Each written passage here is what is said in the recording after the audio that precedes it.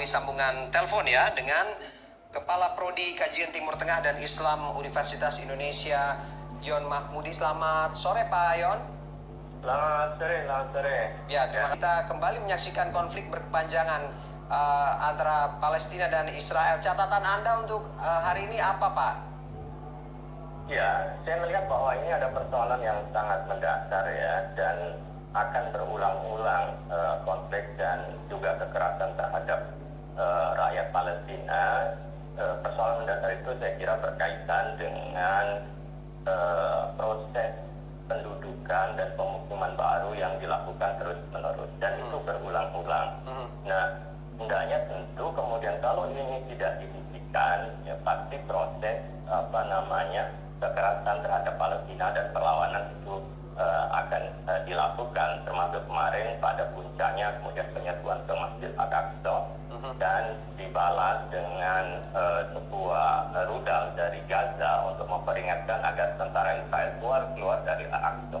Dan dampaknya saya kira kita bisa lihat sekarang ini aksi balasan, dan juga kedua belah pihak saya kira juga tidak akan mengakhiri sampai kemudian ada pihak internasional yang bisa menekan Israel, saya kira seperti itu. Oke, artinya kemudian sampai hari ini perjanjian Oslo 1993 lalu ini tidak berguna Pak? Ya, perjanjian itu hampir semuanya di atas kertas ya, termasuk juga resolusi PBB yang sudah disampaikan juga tidak ada yang bisa menekan Israel untuk mematuhi. Oleh karena itu ini harus kemudian dijadikan sebagai momentum untuk menekan ya Israel, dan juga tentu meminta Palestina untuk kembali berunding agar tercapai kondisi yang lebih damai ke depannya. Oke, Pak Yon, mungkin selama ini Palestina dianggap berdiam diri. Apa perlu dengan situasi yang seperti ini memulai gerakan begitu, apapun itu bentuknya, sehingga ini bisa mengurangi tensi tekanan dari Israel dan tidak terus dibombardir dengan serangan, Pak Yon? Ya, Palestina tentu kemudian melakukan apa yang bisa dilakukan, termasuk yang dilakukan oleh penduduk di Gaza ya, yang mencoba melakukan perlawanan dengan melakukan serangan roket balasan. Walaupun kita juga bisa menghitung kalau Israel mau, mereka bisa kemudian menghancurkan Gaza. Hanya saja kan pada saat ini Israel tidak memiliki moral judgment ya untuk melakukan itu. Maka posisi Palestina saya kira sebenarnya pada posisi yang benar gitu ya, untuk meminta perhatian dunia internasional agar konflik ini tidak berkepanjangan ya.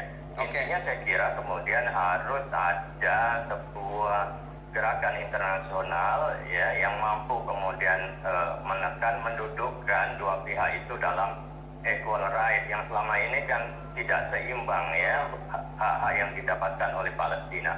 Oke, seperti yang Anda katakan, perundingan pun juga tidak akan membuahkan hasil hanya di atas kertas begitu. Pengamat internasional juga banyak mengatakan bahwa menunggu waktu saja bisa dilakukan, tapi tidak juga terjadi. Jalan intifada pun juga prediksinya akan bagaimana? Tidak mungkin juga. Ya, saya kira intifada kemudian akan berubah dalam bentuk yang baru ya, yang dulu hanya menggunakan batu dan alat sekadarnya. Sementara sekarang Gaza sudah melengkapi diri dengan kekuatan militer dan roket. Maka roket-roket itu saya kira bagian dari intifada yang untuk meminta perhatian dunia sebenarnya, karena biar bagaimanapun Gaza juga dalam posisi yang lemah walaupun memiliki roket-roket yang cukup banyak. Oke, terakhir Pak Yon, posisi Indonesia sebaiknya bagaimana Pak? Apa peran yang paling pas bagi Indonesia untuk membantu mewujudkan kemerdekaan Palestina? Apakah kemudian bisa dikatakan tekanan diplomatik cukup ampuh untuk ini Pak, atau ada strategi lain?